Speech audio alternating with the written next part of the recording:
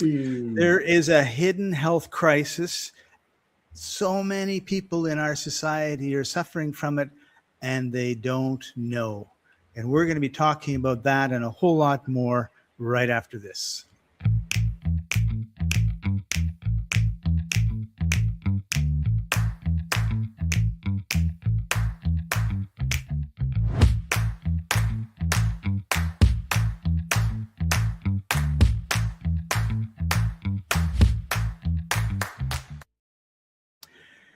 Welcome, everybody. Millions of people have this disease, and there are zero symptoms until it's too late.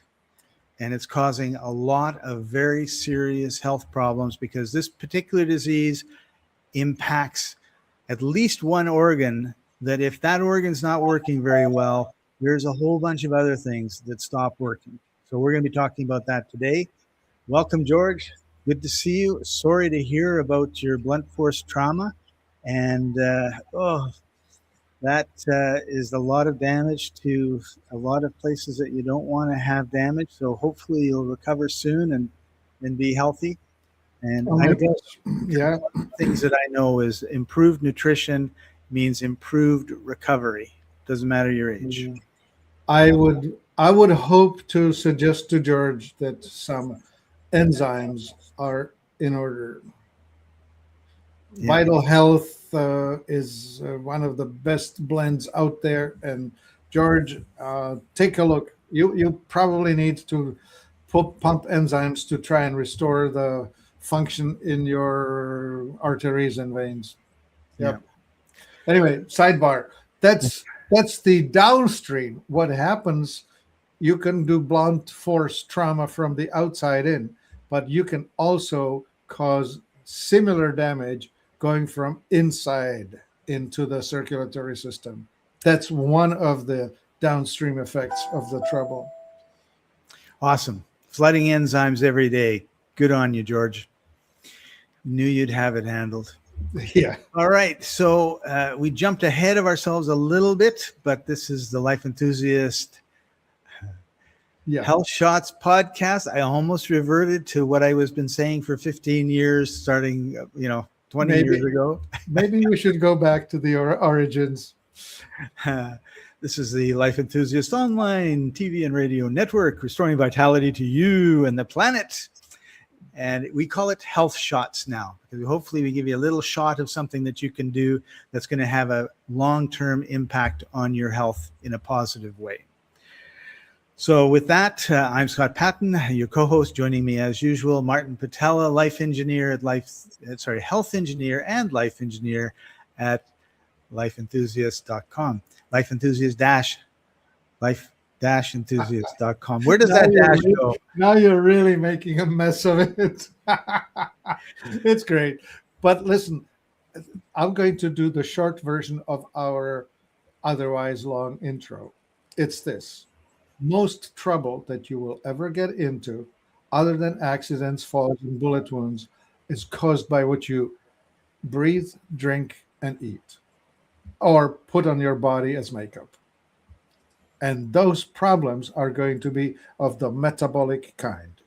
There are two problems, and the mainstream people have been focusing on the genetics. If you have genetics, we will find a gene for it and we'll fix it. We, in our world, have been saying, come on, people, the problem is metabolic. It's not what you're born with, it's what you're putting in your mouth that's causing the trouble. And we have been working on solutions for that. Yep. Awesome. And today we're going to be talking about a little devil that hides just above your stomach in the liver. So and fatty liver is a huge problem.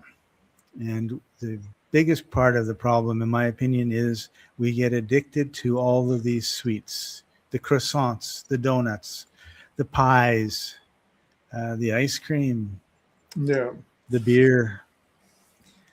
Yeah, it's called macronutrients. There are three types: carbohydrates, fats, and proteins. And honestly, it's just the simplest chemistry. Carbohydrate is really made out of carbon and hydrogen. no other elements. If you add oxygen to it, you have fat. And if you add to those three nitrogen, you have protein. The stuff is so simple, just four atoms combined in various ways to create stuff. And what happens is we have two main modalities. We can convert proteins into carbohydrates by taking them apart.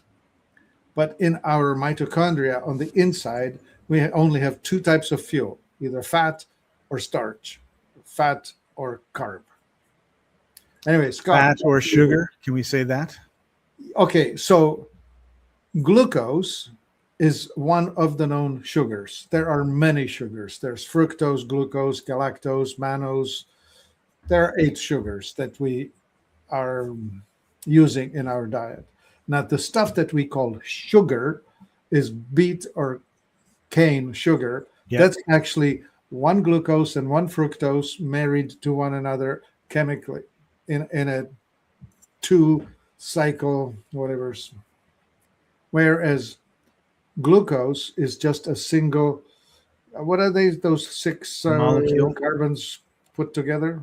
Cyclo something? No. Yeah. You're such an engineer. Well, anyway, the point is this. Starch are 3 strings of very many glucose molecules connected together. So when you eat a potato or bread or rice, hi, doggy. Yeah. When you put those 3 strings into your body, they break apart into individual glucose molecules and flood your system with very easily absorbable energy. So this is what Scott is showing in that little graphic, is that all of the starchy things are easy fuel, very easy to get at and very fast burning. Yeah, and that's the problem, right? We get too much of it, and look out, we're in trouble. So, what is the liver's job, Martin? Multiple functions. You'll come to it in a couple slides down here, but the liver, that the main. Well, okay, let's start here. Let's start here. This is a disease of very few warnings. Like when you start progressing on the path toward a liver disaster, fatty liver, you don't know about it. Fatty liver means that, you know what's the most wonderful example of fatty liver? Foie gras. When you take a goose and force feed it, it will at some point cause its liver to blow up, fill itself with fat. And of course, you don't care about the goose, you'll kill it anyway. And you'll have this liver that's 3 times its normal size, and it's beautifully marbled with fat.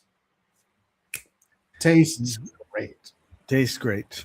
So to tell a little personal story on this, I went through a period of time where I had blood blisters, very small blood blisters on my body that would start, and I would start sweating at 2 a.m, and they would burst, and there'd be little blood all over the place in my bed.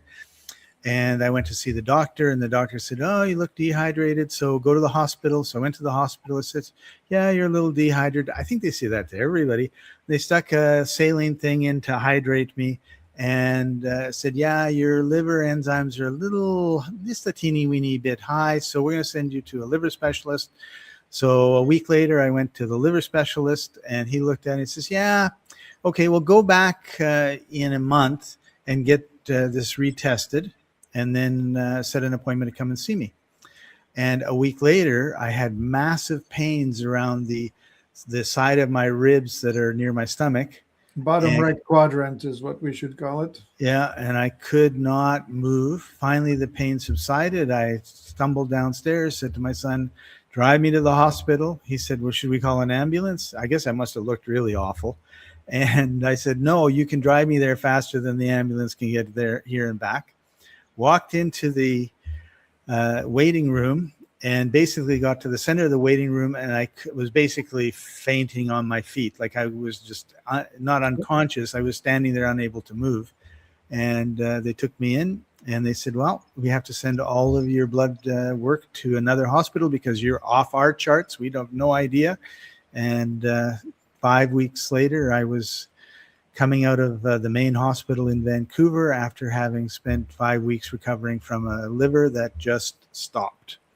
And that made my pancreas inflamed and my kidneys overworked and all these other problems caused from that one thing. So to me, one of the most important, obviously lungs are important and heart's important and brain's important and, balls and vaginas are important. But for me, liver has a special spot in my heart because I realize what happens when that guy's not working properly. Yeah. I have an interruption here. Somebody who's at Obama is UM.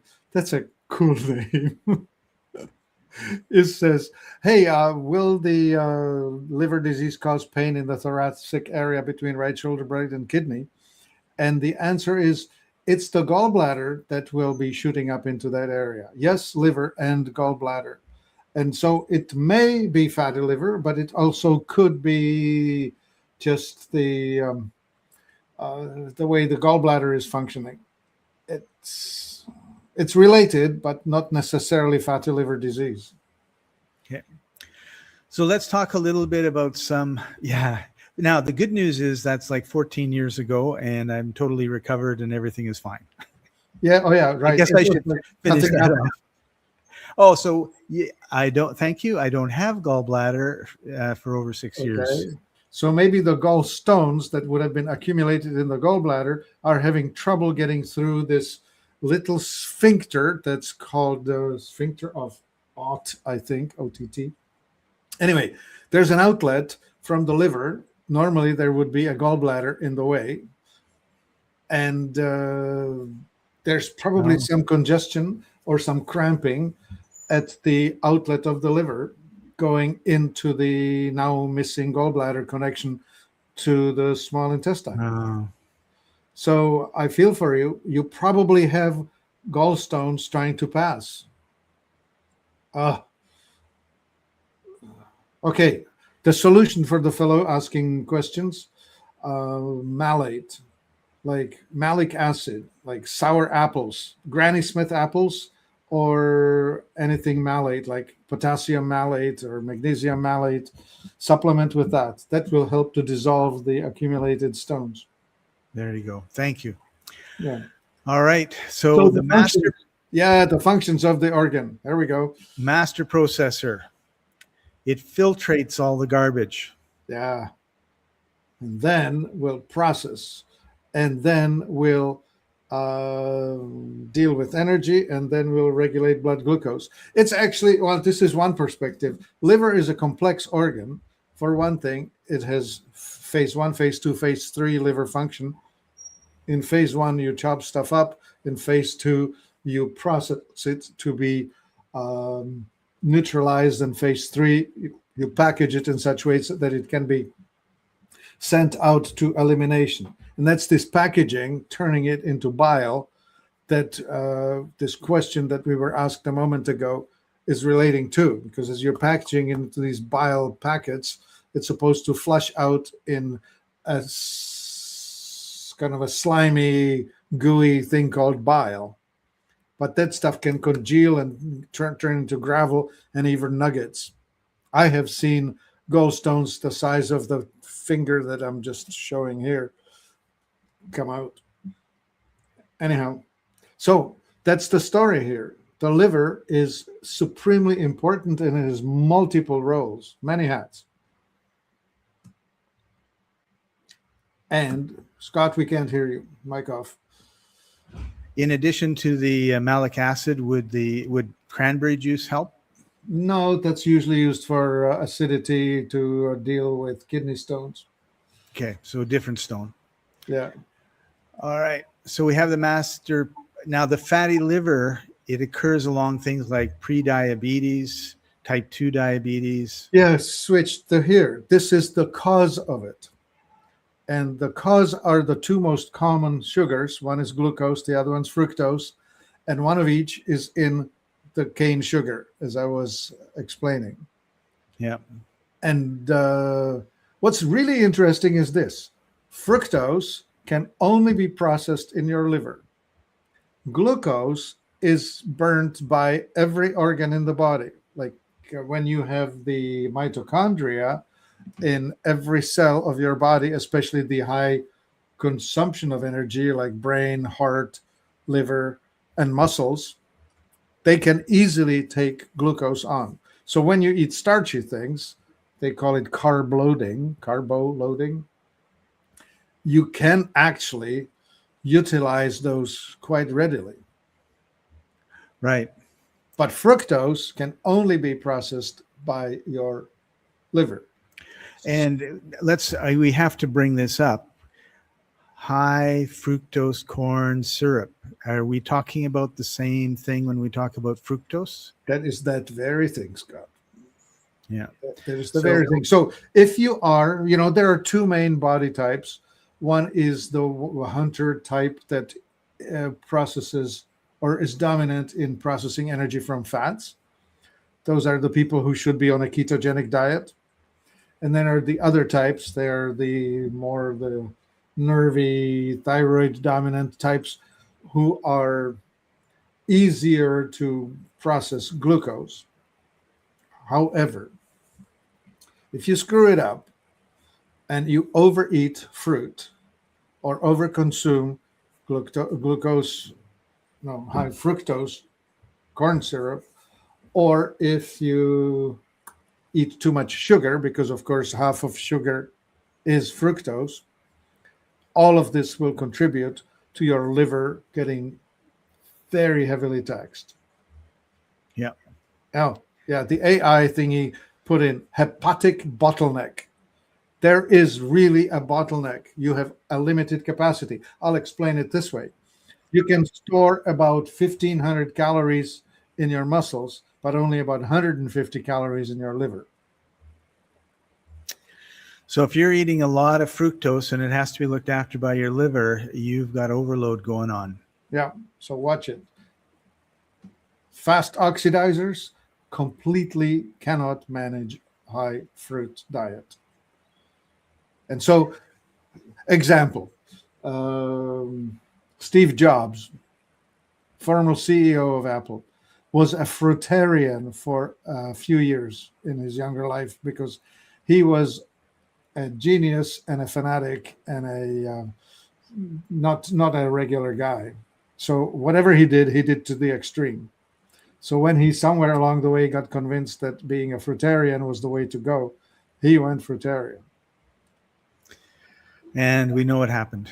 Yeah, later in his life, he lost his liver and his pancreas because he essentially destroyed his metabolic system by eating against his type. You can be brilliant and dumb at the same time, can't you? Any virtue taken to an extreme becomes a vice. That's a good quote. We're going to remember that one. All right. So here we have our cascading feedback loop. Yeah, big mistake, George. That's right.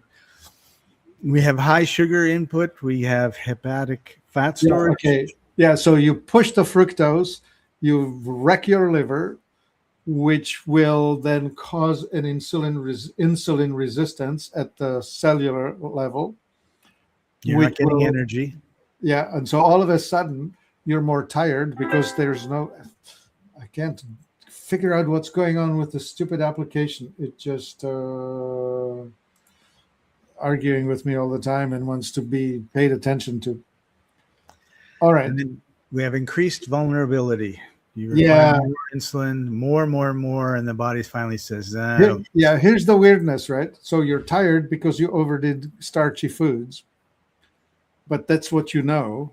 So when you're feeling tired, you reach for starchy foods to try and give yourself energy. Yeah. So you wrecked yourself with donuts and you eat a donut, which will make it worse. And you're circling the drain, so to speak. And you see, I'm very, very fortunate, Martin, as you know. I have the type of metabolic type that I get very alkaline if I have donuts and starches and breads. So I'll have a slice of bread and then I'll collapse into a coma on the couch and sleep for 2 hours.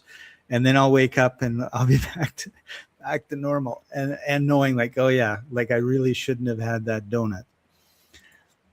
Yeah. Yeah, that's right. Yeah, you're the easiest guy to manage alcoholism because you fall asleep before you can wreck yourself. That's right. That's so true. All these people partying and drinking, and I'm like in the corner, sound asleep. Yeah. So we want to reduce our inputs and cut out the sugars and refined carbs. Oh, we've said that so many times. Yeah, let me just riff on these sciencey words. Stop lipogenesis by cutting added sugars and refined carbs, right?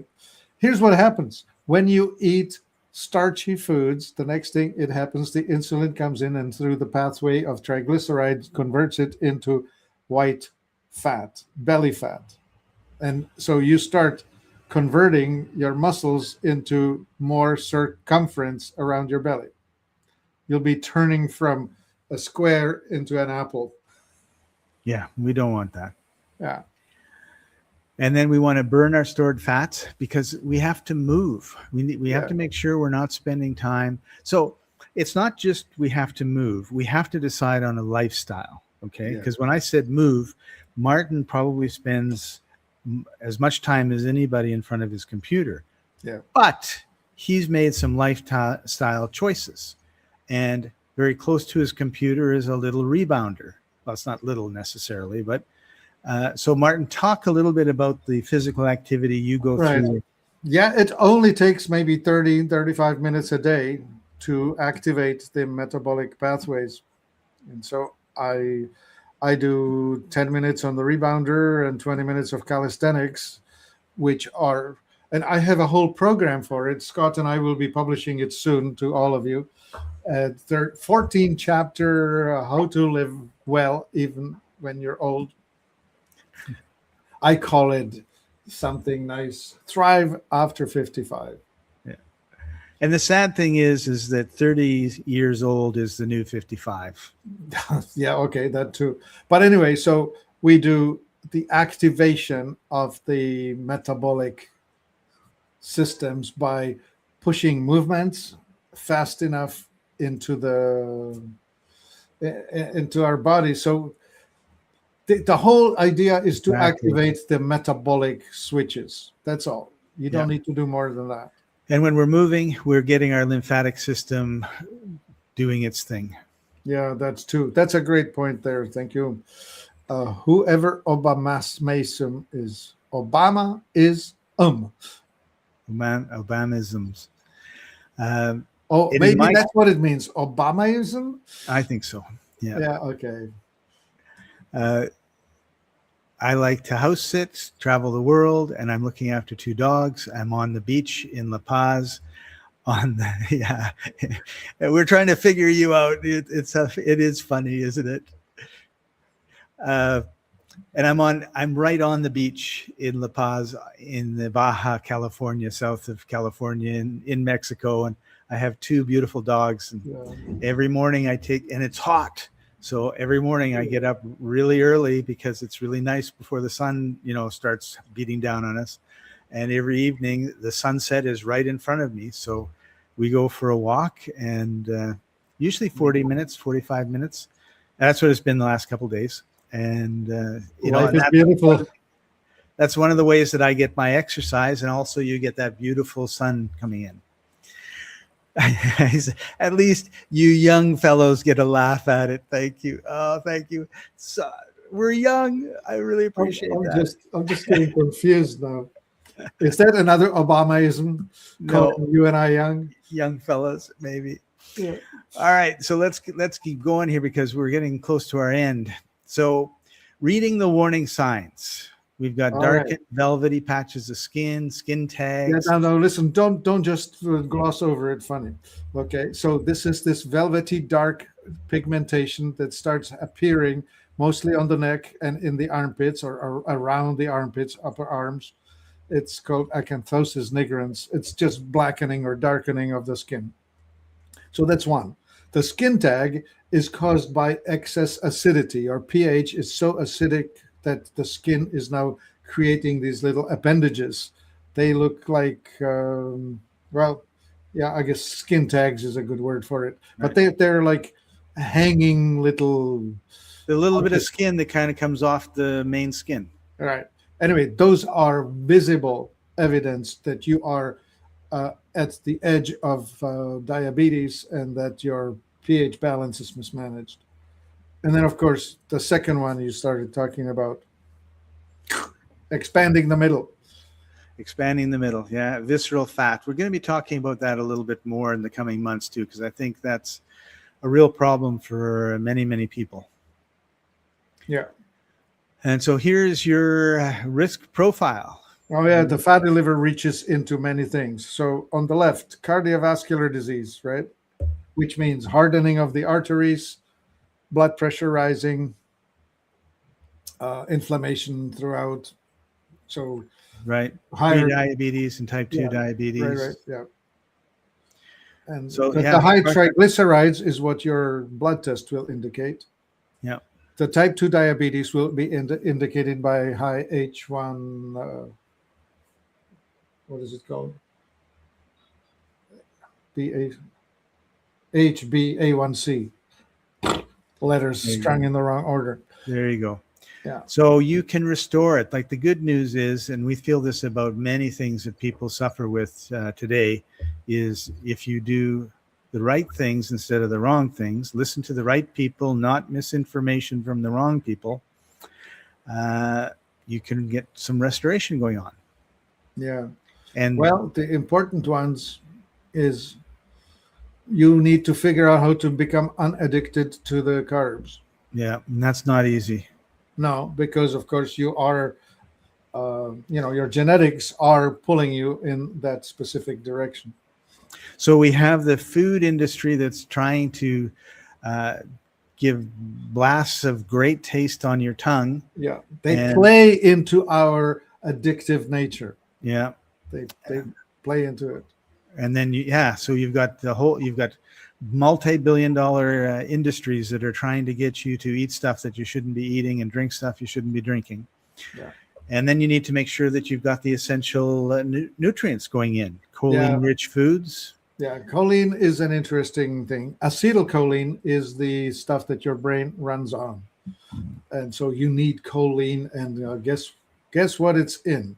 Well, we'll tell you again, but to cut the mystery, it's egg yolks, the stuff they tell you not to eat. It's steak or other red meat, the stuff they tell you not to eat, any meat really. And especially the lean meat, which you'll find in the heart muscle, the tongue, and the liver. Yeah, Martin, it's really interesting if you study history, things like, like the Aztec lifestyle, they would kill all these people. And what did they do? They ate their hearts, they ate their liver, they ate their kid, they ate the organ meat. You never hear them talking about, they ate the leg. I mean, they probably did, but the focus was on, those main organs. Yeah, same thing with the hunters. They eat the organs. Yeah. Yep. All right. And then you need to move. So you need to cut out the stuff that's causing problems. You need to add in the stuff that you're not eating that's giving you the nutrients. And then you need to exercise and move. And then the third thing, which I'm waiting for the last, is something that I never do. Drink coffee? Drink coffee. Well, the thyroid dominant types don't do well on stimulants. And so for us, we just become completely buzzed out on that's coffee. What happens to me. However, you can take the coffee rectally. It's called coffee enema, and it arrives in your liver through the portal vein or the hepatic vein straight up from where you put it on the bottom end. Yeah. And it will flush your liver of all its toxins. It's phenomenal. Coffee enema is one of the most underappreciated health practices. Yeah, colon hydrotherapy is something that I think people should do on an ongoing basis. Right. But the coffee enema specifically, Scott. Yeah, I've done it 3 or 4 or 5 times, and every time they did a coffee enema. Oh, I see. Okay, great. Yeah, it was just I didn't have a choice. I was laying there in a very compromised position, and they were sticking whatever they wanted up there. Yeah, first water, then coffee. Okay. That's right. Restoring systemic output, habits, and protection. So 20-minute walk or a 10-minute bounce and some calisthenics. Yes, that's exactly right. Cut out carbs, exercise. And then regular coffee consumption, either through the mouth or through the bottom. Yep, that's right. But Coffee it's gets not, a bad- it's not you know- coffee with 9 lumps of sugar, okay? That's right. Like, that's the thing. We're not talking about the triple latte Americano grande. We're talking about like a real coffee, black and nothing in it. And so what you want, stabilize your energy. Telemetry. Yes, progress versus noise. We want to normalize your liver enzymes, reduce your waist circumference, and your weight over time. Yeah. And The main point is this. When you put yourself on a new lifestyle, you will lose a lot of water weight. So don't get distracted by the fluctuation of your waistline. That will eventually subside and stabilize. What you really want is see the normalization of liver enzymes. Yeah. If you have them dysregulated, you definitely need to pay attention here. Yeah, it's a big problem. And the sweet cream, of course, is all of our and when I say all of our, I am meaning my metabolic type. My tribe is, I just love that sweet cream. And fortunately, like, the good news is I haven't had any for months and months. So once you get through it, 28 days is usually the threshold. When you get past that, that the addiction is broken. Yeah. And thank you, George, for your kind words. We hope that you get well fast, and you'll be in our prayers. So here's your homework. Skip the sugar. Yeah, I know that cream is so hard. Make sure you move for 20 minutes. It's not long, right? It's only 20 minutes. And you know what? If you're driving somewhere, like you're going to the grocery store, park at the end of the parking lot, not close to the front. And that'll be a 10-minute walk in and a 10-minute walk out. And get whole foods. Try to shop on the outside of the store aisles, not in the inside, not the processed stuff. And I'm going to say this, when you're looking at eggs, you really want, chickens that have been running around outside eating bugs and organic stuff, and not ones that have been stuck in the factories. So if the ones with the orange yolks. Yeah. So the homework: skip the sugar, cut down a little bit on the cream, move for 20 minutes, have whole foods. Eat some apples, eat some carrots, eat some salad. Yeah. Let me just dwell on this for 1 second, Scott. Can you think of all the people who are eating egg white omelets and hating them? Yeah. And they have been sold a bunch of crap that says that egg yolk causes cholesterol. Cholesterol and choline share the CHOL because they are related. You need choline to be able to think. Yeah. We wonder why we have people with dementia when the brain is made up of cholesterol, like a significant amount of cholesterol, and then we take statins, which reduce the cholesterol. So it's kind of like you're removing cholesterol from your brain, which you need in your brain for your brain to function. It's just insane. Yep. All right. And so you're consulting us. Thank you. We are the health engineers, and we appreciate you being here with us and enjoy life. And so there are some things that we have that are specifically set up for. We don't need to talk about the products. Yeah, we didn't forget. We just kept talking. So anyway, here is the first one, which I love. And where is it? There it is. This is New Liver, and Yeah. I'm halfway through my bottle of New Liver now, Yeah. and I think it's just crucial. It's Yeah. I This mean, thing face is it, you need to make sure rebuilding. your liver's in good shape, your heart's in good shape, your circulatory system is in good shape, your lungs in good shape, and your brain's in good shape. So this is one that's aimed particularly at the liver.